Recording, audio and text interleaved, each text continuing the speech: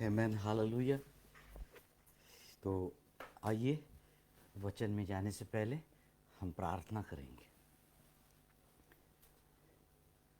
पिता परमेश्वर, तेरा वचन कहता है कि ऐसा समय आता है जब चांदी की तार टूट जाती है, सोने का कटोरा फूट जाता है और सोते पर जो बर्तन है, घट, वो भी फूट जाता है। और पिता परमेश्वर, राहत टूट जाता है सोते के पास और मिट्टी मिट्टी में मिल जाती है। ऐसा समय आने से पहले तू हमें बुद्धिमान और सयाना बना और तेरे वचन के अनुसार चलने के लिए तू हमारी सहायता कर। ऐसी प्रार्थना मैं करता हूँ और आगे का समय तेरे हाथ में सौंप देता हूँ। यीशु के नाम से मांगता हूँ, आमीन। तो आइए आज हम देखेंगे प्रोक्रास्टिनेशन, उसका अर्थ। इस विषय पर आज हम बात करेंगे। परमेश्वर का वचन क्या कहता है। उसका अर्थ विलंब करना, देरी करना, अगर मगर करना, आनाकानी करना, टालना किसी बात को, इसको प्रोक्रास्टिनेशन यानी कि विलंब करना या देरी करना कहते हैं। तो आज हम उसका महत्व देखेंगे और हमारे जीवन से एक ऐसा संबंध रखता है, ये देखेंगे। तो मेरे साथ चलिए दूसरे शमूएल की किताब 20वां अध्याय, 2 सैमुअल चैप्टर 20, दूसरा शमूएल 20वां अध्याय 4 और 5 और 10वां वचन में पढ़ूंगा। शमूएल की दूसरी किताब 20वां अध्याय 4, 5 और 10वां वचन मैं पढ़ता हूं। तब राजा ने अमासा से कहा, यहूदी पुरुषों को 3 दिन के भीतर मेरे पास बुला ला और तू भी यहां उपस्थित रहना। परंतु अमासा यहूदियों को बुलाने गया, परंतु ठहराए हुए समय से अधिक रह गया। परंतु अमासा ने उस तलवार की कुछ चिंता न की जो योआब के हाथ में थी, और उसने अमासा के पेट में भोंक दी, जिससे उसकी आंतड़ियां निकलकर धरती पर पड़ी, और उसको दूसरी बार न मारा। अमासा मर गया। यहां पर हम देखते हैं, पहला हमें जानना चाहिए कौन है अमासा, कौन है राजा और कौन है योआब। जब अबशालोम, जो दाऊद राजा का बेटा था, जब उसने बगावत की, विद्रोह किया और राजा के खिलाफ अपना उसने राज्य बनाने की कोशिश की, तब अबशालोम का सेनापति जो था उसका नाम अमासा था। और पहले योआब था उसकी जगह पर अबशालोम ने योआब को निकाल के अमासा को सेनापति बनाया। अमासा कोई साधारण आदमी नहीं था, ये यहूदी इस्राएल लोगों का सेनापति था वो। और दाऊद भाग रहा था और अबशालोम तब राजा बन गया था कुछ समय के लिए। तब की ये घटना है। तो दाऊद राजा ने अमासा को बुलाया और कहा कि जितने यहूदी पुरुष है उनको तो मेरे पास लेके आ, और 3 दिन का समय दिया था। 3 दिन के समय में वो नहीं पहुंच पाए अमासा, और बाद में उसको अपना प्राण, अपनी जान गंवानी पड़ी, जो भी कारण है। तो अभी हम देखते हैं कि ये जो देरी हो जाती है, कई बार विलंब हो जाता है, हम अगर मगर करते हैं, आनाकानी करते हैं, थोड़ा कुछ बात को टालते हैं, पोस्टपोन कर देते हैं।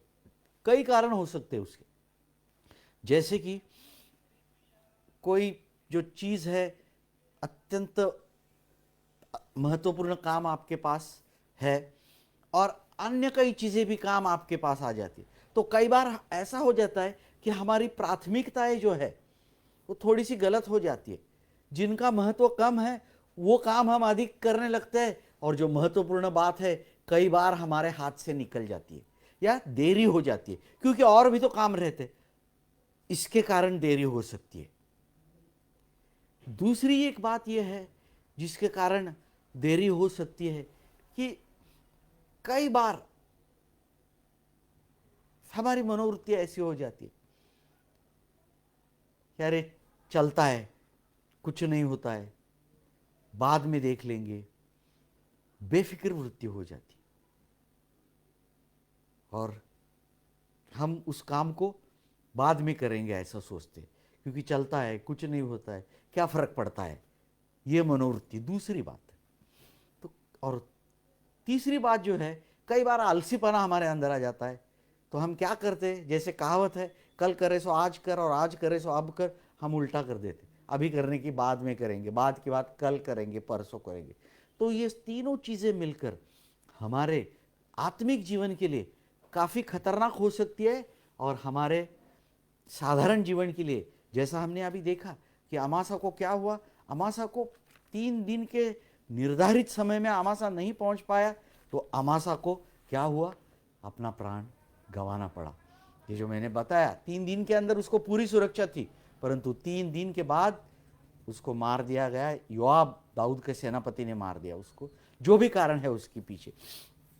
तो मैं आपको एक बात बताता हूं कि ये जो विलंब करना, देरी करना, अगर मगर करना, यह हमें क्यों नहीं करना चाहिए।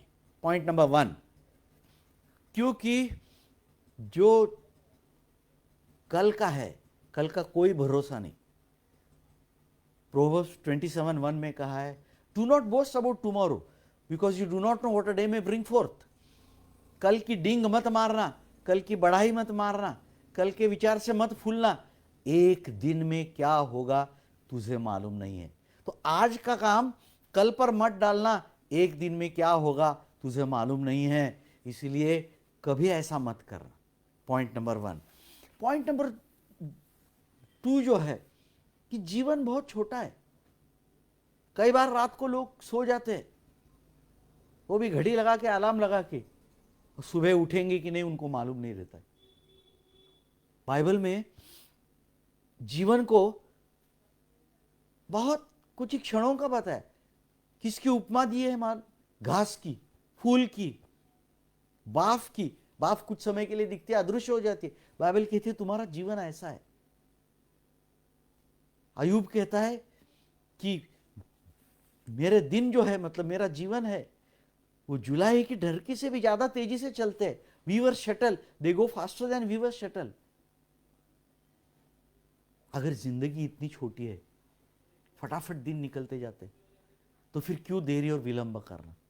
इस बात को हमें याद रखना चाहिए। पॉइंट नंबर 3, बाइबल में कहा है हर चीज का एक समय रहता है। सबोपदेशक की किताब 3 अध्याय पहले वचन में, there is a time for everything. दुख करने का समय, हर्ष करने का समय, मिलने का समय, दूर जाने का समय, हर चीज का समय रहता है। और परमेश्वर ने हर चीज समय पे अपना काम किया है। इस बात को हम याद रखें कि परमेश्वर समय का परमेश्वर है। कोई काम कभी भी नहीं करता है मन में आया तो परमेश्वर ने कर दिया, ऐसा नहीं है बिल्कुल। गलेशिय गलतियों की पत्री 4 अध्याय 4 वचन में बाइबल में कहा है, in fullness of time God sent his son. समय पूरा होने पर परमेश्वर ने अपने पुत्र यीशु मसीह को इस धरती पर भेजा। उसने कभी भी नहीं भेजा, उसका एक निर्धारित समय था। जब वो समय पूरा हो गया, परमेश्वर ने अपने पुत्र यीशु मसीह को भेजा, क्योंकि परमेश्वर व्यवस्था का परमेश्वर है और समय का पक्का परमेश्वर है। तो इसीलिए हर चीज का समय है, उसी समय पर वो काम करने की अगर हम अपने आप को आदत लगाएंगे तो आत्मिक जीवन में काफी लाभ उठा सकते। और चौथी बात है क्यों हमें देरी नहीं करनी चाहिए। प्रकाशित वाक्य 22:20 में लिखा है, behold I am coming soon. यीशु ने कहा कि मैं बहुत जल्द आ रहा हूं। समझो आपने कुछ काम है महत्वपूर्ण और कल करने की सोचा है, और आज रात को यीशु आया तो, क्योंकि वो बहुत जल्द आ रहा है, वो आज रात को आ सकता है, कल सुबह आ सकता है, या अभी 1 घंटे के बाद भी आ सकता है, बोल नहीं सकते।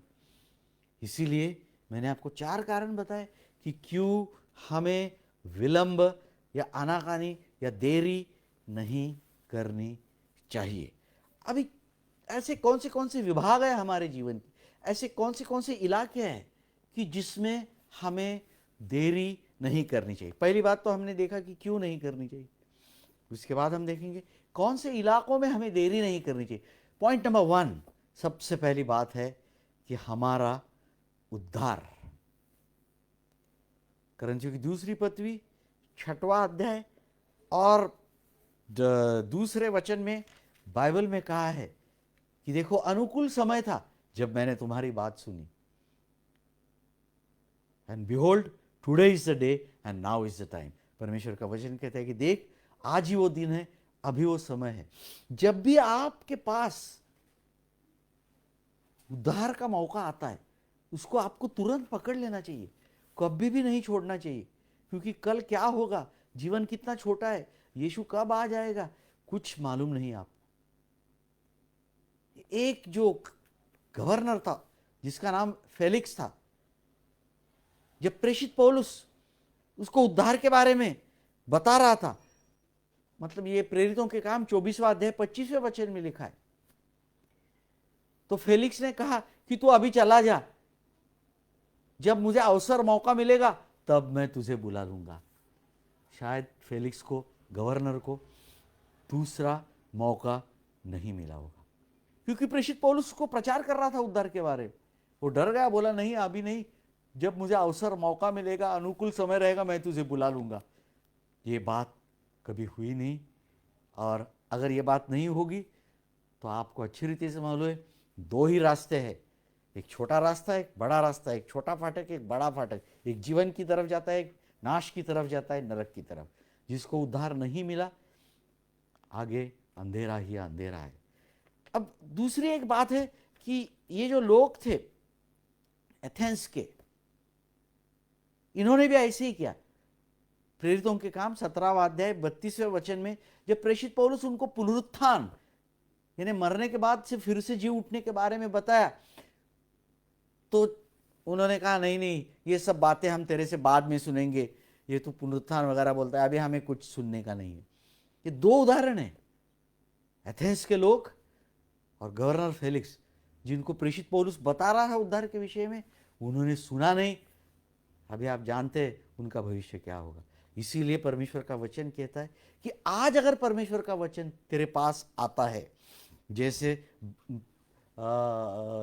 4:7 में कहा है इब्रानियों की पत्री, हार्डन नॉट योर हार्ट, अपने मन को कठिन मत बना। तो सबसे पहली बात है उद्धार के लिए कभी विलंब देरी, बाद में देखता हूँ, कल करता हूँ, परसों करता हूँ, कभी मत करना। पॉइंट नंबर 2, दूसरी बात यह है कि बपतिस्मा, कई लोग विश्वास तो रखते हैं पर बपतिस्मा नहीं लेते, जो भी कारण है, घर से विरोध, सामाजिक कारण, कुछ सुविधाएं मिल रही, कुछ फायदे मिल रहे, या दोस्त लोग हैं, या घर से विरोध, जिसके कारण वो आगे आगे आगे। मगर उद्धार, बपतिस्मा, ये दोनों चीजें हैं जिसमें हमें विलंब और देरी बिल्कुल नहीं करनी चाहिए। तीसरी महत्वपूर्ण बात है शिष्य बनना। प्रभु यीशु मसीह में लूका की किताब 9वां अध्याय 23वें वचन में लिखा है कि अगर कोई व्यक्ति मेरे पीछे आना चाहे तो, किसी के ऊपर जबरदस्ती नहीं है, किसी के ऊपर कंपल्शन नहीं है, किसी के ऊपर फोर्स नहीं डाला है, अगर कोई व्यक्ति मेरे पीछे आना चाहे तो प्रतिदिन, महत्वपूर्ण शब्द कौन सा है, प्रतिदिन, अपना क्रूस उठाए और मेरे पीछे चले। इस बात को याद रखें, प्रतिदिन हमें अपना क्रूस उठाना है। क्रूस उठाना उसका मतलब अपने आप से मरना, अपनी इच्छा, आकांक्षा, अभिलाषा, सपने, सबको छोड़ करके यीशु को अपना लेना। ये क्या लिखा है, प्रतिदिन, आज का कल और कल का परसों करूंगा, बिल्कुल नहीं चलेगा।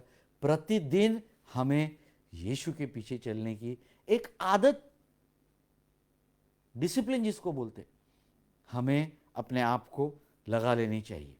और याद रखें, कई बार परमेश्वर लोगों को सेवा में बुलाता है, उसमें भी लोग बाद में जाएंगे, पहले मैं अच्छी नौकरी कर लेता हूँ, सेटल हो जाता हूँ, शादी करता हूँ, बच्चे होने दे, कई चीज़ें रहती है। पर मैंने बताया जैसे कि हर चीज़ का समय होता है, परमेश्वर अगर आपको बुला रहा है तो उसी समय हमें चले जाना चाहिए। तो मैंने पहले आपको बताया उद्धार, बपतिस्मा, शिष्य बनना, परमेश्वर की सेवा, चारों आत्मिक चीज़ों में कोई समझौता नहीं हो सकता है। हमें विलंब, देरी नहीं करनी चाहिए। पहले आत्मिक चीज़ों के बारे में। अभी दूसरी बात है, अगर परमेश्वर से आपने कोई मन्नत मानी है, परमेश्वर को वचन दिया है या कोई शपथ लिया है, तो सबोपदेश की किताब 5वां अध्याय 4थे वचन में लिखा है, अगर तूने परमेश्वर से कोई मन्नत मानी है, वचन दिया है परमेश्वर को, कि बोला ऐसा ऐसा मैं करूंगा, तो तू जल्दी कर ले, उसको देरी मत लगाना, क्योंकि परमेश्वर को मूर्खों के कामों में कोई दिलचस्पी नहीं है। तो अगर आपने कुछ वाउज शपथ लिए है तो उसको क्या करना, जल्दी से जल्दी पूरा करना। सबोपदेश की किताब 5वां अध्याय 4थे वचन में लिखा है। तीसरी बात है, कई बार परमेश्वर हमें अनुशासन करता है।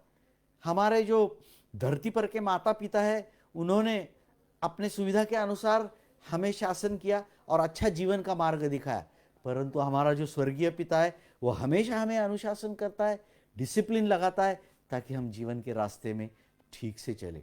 तो बाइबल में कहा है कि वो अनुशासन क्या करना चाहिए, हमें अच्छी रीति से लेना चाहिए, क्योंकि बाद में उसको धार्मिकता के फल लगेंगे। इब्रानियों के पत्र में लिखा है। परंतु बाइबल में नीति वचन 29 में ऐसा लिखा है, जिसको बार बार डांट पड़ने पर भी ध्यान नहीं देता है उस बात के ऊपर, उसका नाश ऐसा हो जाएगा कि उसका कोई उपाय नहीं चलेगा। नीति वचन 29:1 में लिखा है, कोई उपाय उसका नहीं चलेगा, क्योंकि परमेश्वर ने बार बार उसको मौका दिया, बार बार ये देरी विलंब, बाद में करता हूं। बिल्कुल मत करो।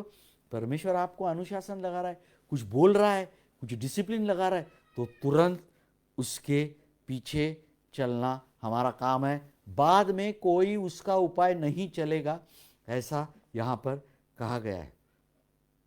7वीं बात है कि दूसरों की मदद करना। नीति वचन 3:27 में ऐसा लिखा है कि तेरा पड़ोसी तेरे पास अगर आ जाए कोई चीज मदद मांगने के लिए, और जो तेरे पास है, उसको ये मत कहना कि तू कल आ जा। सीधा सीधा 3:27 में लिखा है, उसको ये मत कहना कि तू कल आ जा, कल देता हूं बोल के, नहीं। क्यों? वो देरी है, विलंब है, अगर मगर करना है, आनाकानी है। और परमेश्वर को ये बात पसंद नहीं है, क्योंकि अच्छा काम जो है, मदद करने का काम है, पवित्र जन हो, तुम्हारा पड़ोसी हो, चाहे कोई भी हो, वो काम हमें जल्दी से जल्दी करना चाहिए। और अभी 8वीं बात पे हम आ जाते। मत्ती की किताब 25वें अध्याय में 10 कुंवारियां देखी हमने। अभी इसमें हमें एक ही बात सीखना है, बाकी बातों में हमें नहीं जाना है, कि 5 अंदर गई और 5 बाहर रह गई, दरवाजा बंद हो गया। बाद में जब उन्होंने दरवाजा ठकठकाया, अंदर से आवाज आई, मैं तुमको जानता ही नहीं। तो देखिए, हमें सचेत रहना चाहिए, सचेत रहना चाहिए हर काम में। विलंब से करना, देरी करना, बिना सोचे करना, ऐसी बातें, वो देखो, ये 5 कुंवारियां जो मूर्ख कहा गया है, उनके चरित्र पर एक भी दाग या धब्बा नहीं था, फिर भी वो अंदर जा नहीं पाई, दरवाजा बंद हो चुका था। तो कहीं दरवाजा बंद ना हो जाए, सतर्क रहे, जागरूक रहे, निगरानी करते रहे कि दरवाजा जब तक खुला है मैं अंदर चला जाऊं। ये 8 बातें मैंने आपको बताई कि जीवन के ऐसे कौन से विभाग और कौन से इलाके हैं जिसमें हमें देरी या विलंब बिल्कुल नहीं करना चाहिए। अभी लास्ट पॉइंट पे मैं आ रहा हूँ। पहले मैंने आपको बताया क्यों नहीं करनी चाहिए, कौन से इलाके में नहीं करनी चाहिए, कौन से विभाग। अभी हम इतना सतर्क रहेंगे तो हमें क्या मिलेगा? आप बोलेंगे कि हम विलंब नहीं करेंगे, देरी नहीं करेंगे, हम जागरूक रहेंगे, हम सब परमेश्वर से काम करेंगे। बहुत बड़ा आशीष परमेश्वर ने आपके लिए रखा है। आमीन, हालेलुया। मत्ती की किताब 24वें अध्याय और 45 और 46 वचन में, कौन सा वो दास है जब उसका स्वामी आएगा तब जो उसको दिया गया है काम, मतलब स्वामी के नौकर चाकर है उधर, और वो नौकर चाकर के उधर स्वामी ने एक दास को सरदार बना के रखा है कि उनको भोजन सही समय पर दे दे। इस बात को आप समझ जाओ, उधर का शब्द जो है कि भोजन सही समय पर दे दे। मैं आपके लिए उस वचन को अभी 1 मिनट में पढ़ लेता हूं कि भोजन देने का सवाल नहीं है, वहां पर जो मेन शब्द है कि वो है सही मत्ती की किताब 24वां अध्याय। आइए हम सब निकाले मत्ती की किताब 24वां अध्याय और 45वां वचन। अतः वह विश्वास योग्य बुद्धिमान दास कौन है जिसे स्वामी ने अपने नौकर चाकरों के ऊपर सरदार ठहराया है कि समय पर उन्हें भोजन दे। विलंब, देरी, अगर मगर करना, आनाकानी करना, टालम टाल करना, टालना, ये नहीं चलेगा। समय पर भोजन दे। मेरा आज का मुद्दा यही है, देरी मत करना, समय पे काम करना।